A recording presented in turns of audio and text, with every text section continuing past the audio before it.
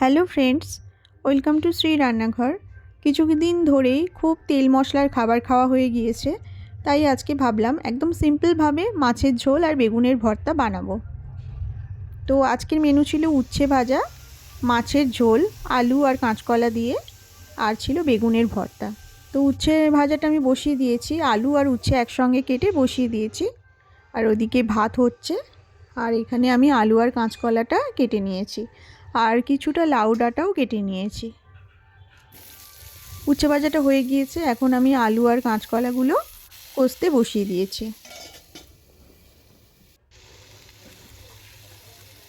নুন দিয়ে দিলাম, আর দিয়ে দেবো হলুদ গুঁড়ো, দিয়ে ভালোভাবে সবজিগুলো কষে নেব।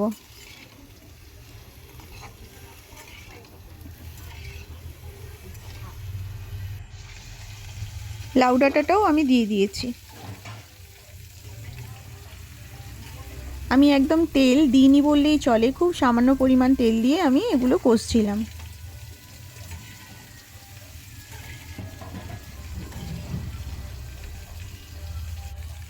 অন্যদিকে আমি মাছ ভাজা বসিয়ে দিয়েছি।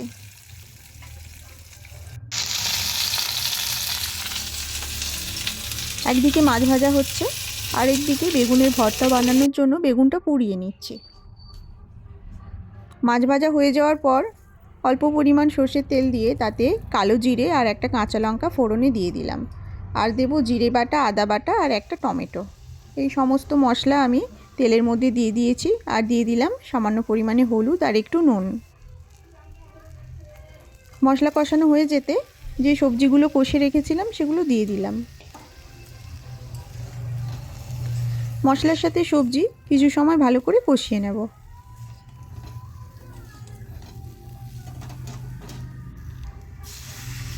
এবার আমি দিয়ে দিলাম জল, ভালো করে ফুটিয়ে নেব সবজিগুলো, আর কিছুটা নুন লাগবে তাই জন্য আমি নুন দিয়ে দিলাম।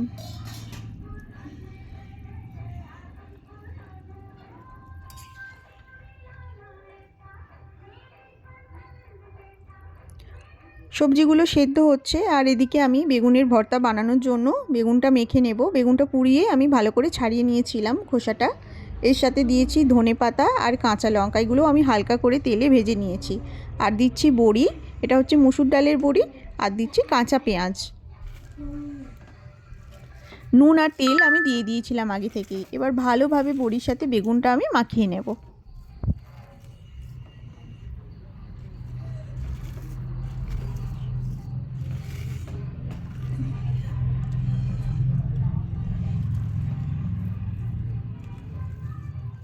বেগুনের ভর্তার রেসিপি আমার অন্য ভিডিওতে দেওয়া রয়েছে।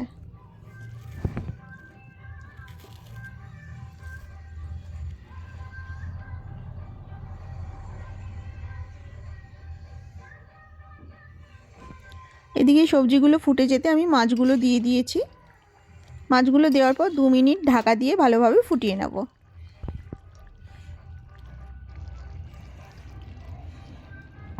এটা হয়ে গিয়েছে, এবার আমি এটা নামিয়ে নিচ্ছি।